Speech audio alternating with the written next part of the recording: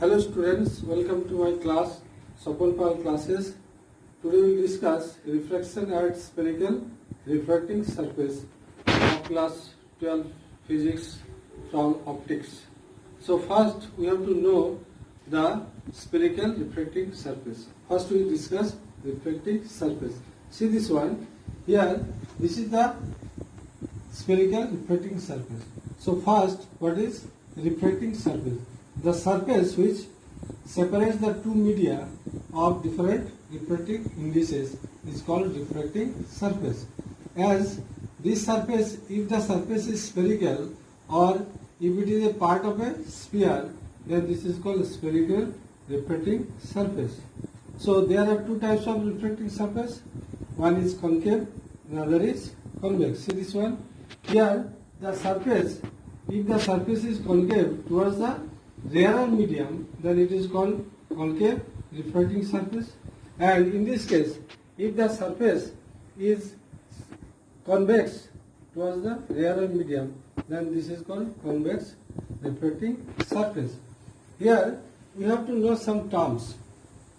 As here pole, this is called pole. Pole is what?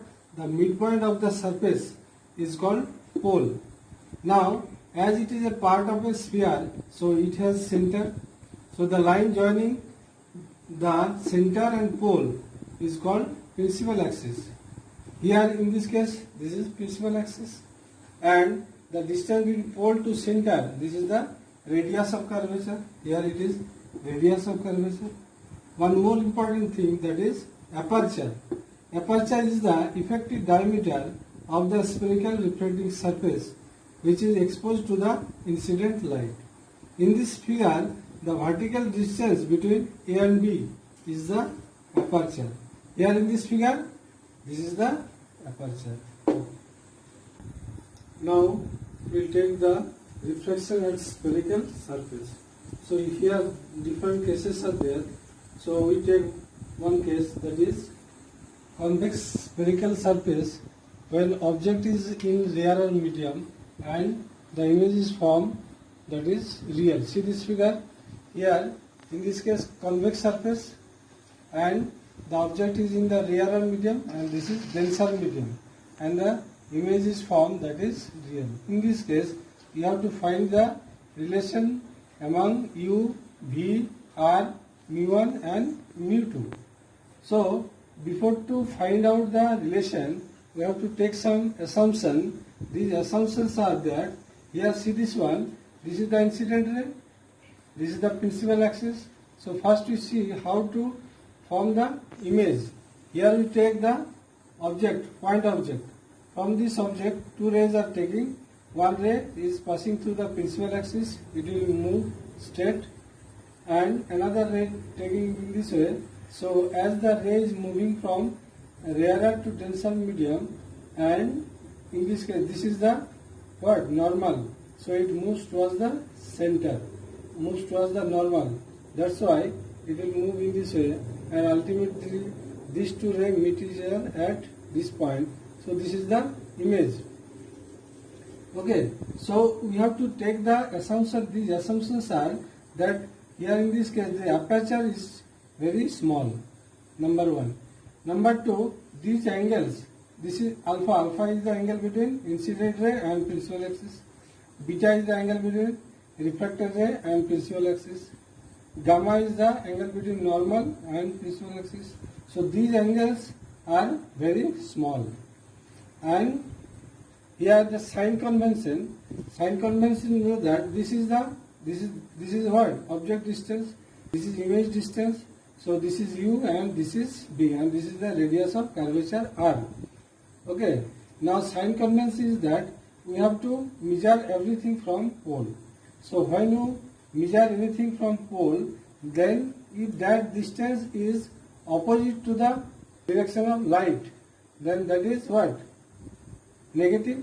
And when the distance measured, that is in the direction of the light, that is positive. So in this case u is negative and v is positive, r also positive.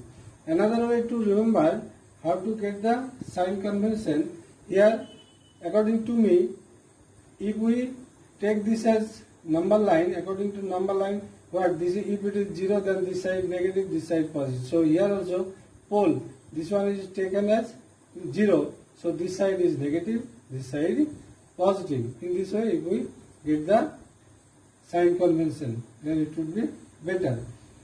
Now here this angle is what? Angle of incidence, because the angle between what? Incident ray and normal. This is the angle of incidence. This angle is angle of refraction, because this angle is the angle between refracted ray and normal. Okay. Now here in this triangle, see this triangle? In this triangle, this angle is exterior angle. Now we know that exterior angle is the sum of the two opposite interior angle. That means I equal to what? Alpha plus gamma. So first we will write that I equal to alpha plus gamma. Number one. Next see this one. In this triangle, gamma is the exterior angle. So gamma equal to what? R plus beta. So gamma equal to what? Gamma equal to R plus beta. Therefore from this one we get R equal to what? R equal to gamma minus beta. Okay. Now if we take this one, as alpha is very small, so we can take alpha equal to tan alpha you can write, because tan alpha is, when alpha is very small, tan alpha can be written as alpha. So oppositely we can say alpha equal to tan alpha. So now in this triangle, tan alpha equal to what? Perpendicular by base means what? AN by what? NO. Alpha. Now gamma we write, gamma in this triangle, gamma equal to what? AN by NC. Gamma equal to means tan gamma, so we can write AN by NC. Now beta in this triangle, beta equal to tan beta, so tan beta can be written as AN by NI. So beta equal to can be written as AN by NI. Now we have to put this value in this and in this case. So if we put this one, we get I equal to what? I equal to alpha. Alpha means what? AN by NO plus gamma. Gamma means what? AN by NC. Okay.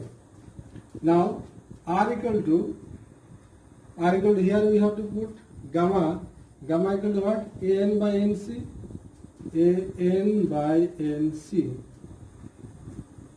minus beta.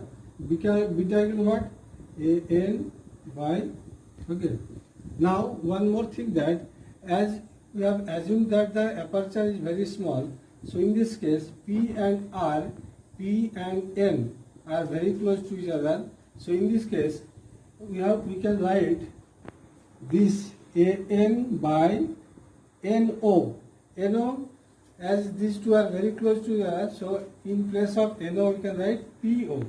So we can write PO plus AN by NC. NC means we can write PC. Here this one we can write AN by NC. NC means what? NC can be written as PC minus AN by NI. NI can be written as PI. Now applying Snell's law at this point is Snell's law. So we get mu1 sin I is equal to mu2 sin I. mu1 sin I equal to mu2 sin I. This is Snell's law. As here also angle I and angle R very close, very small. That's why sin I can be written as I. Sin R also can be written as R. Now mu1 into I is equal to mu2 into R. Now I value we have to put here. So mu1 into I. The value of I we got it, that is AN by PO plus AN by PC is equal to mu2 R. R value AN by PC minus AN by pi. Now you take, see this one, here if we take common an and this side of n, so n and n cancel. Then if you multiply this one, then we get, see, mu1 by po plus mu1 by pc is equal to mu2 by pc minus mu2 by pi. Okay. Now here if we take this side, mu1 by po, this one transpose that's this side, so mu2 by pi is equal to mu2 by pc minus mu1 by pc. Now we have to put this value with proper sign convention. Here po means this one, as it is left side, so it is minus u. So we can write mu1 by minus u plus mu2 by pi. Pi means as it is right side, so it is positive, so it is v is equal to, now you put this one, pc, what, mu2 minus mu1, or we can write this one first, right, mu2 by v minus mu1 by u is equal to what, mu2 minus mu1 by pc. Pc also this side what, positive, so can be written as r. So this is the relation among u, v, r, mu1 and mu2. Our next case, reflection at convex spherical surface when the object lies in denser medium. See this one, this is the convex spherical surface, its refractive index is mu2. Now here the object is in this denser medium, and in the same way if we draw the image, then the image is formed in the rarer medium. Here similarly same way, here alpha, beta, gamma, I and R, everything is same in this previous case. Now in the same way if we calculate this one, if we try to find the relation among this u, v, r, mu1 and mu2, similar type of formula you get, but not exactly same. So in the same way if we calculate, then we get the formula, and how to write the formula, this technique I am saying that, you know that Lenz's formula what? 1 by v minus 1 by u. 1 by v only write by v. Minus 1 by u, by u write. Okay. Now u means object. Object in which medium? This medium, its refractive index is what? mu2. So here write mu2. So now b will be rarer medium, means their refractive index is mu1. Is equal to what? Now mu1 minus mu2 by this radius of curvature means r. So this is the relation. See, this formula is not exactly same as in that case. So in this way you have to write the formula. Now third case, reflection at spherical surface, concave spherical surface when the object lies in rarer medium. See the diagram. The diagram here, this is the concave spherical surface. Here the object is placed on the principal axis at O, and it is in the rarer medium, its refractive index mu1. So in this case, in the same way, if we calculate, we get the relation, and the relation, how to write the relation? This one in this way write 1 by v, so only write v minus 1 by u. Now u means object in which medium? Rarer medium, its refractive index is what? mu1. So here you write mu1. Then here you write mu2. So is equal to mu2 minus mu1 divided by what? Radius of curvature, that is r. So this is the relation. From this we can conclude there are two relations.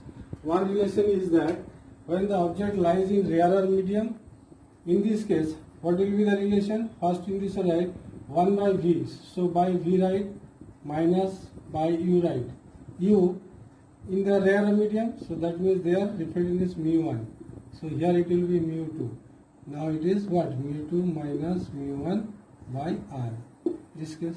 Now in this case, second case, when the object lies in denser medium, so in this case also in the same write by v my now u is in medium, this one you put in mu2, so here write mu2 and here you write mu1, so it will be mu1 minus mu2 by r. Today up to this one, today I told in English because I want you also speak it and write in English. So if you like this video, do share and comment and subscribe the channel. Thank you.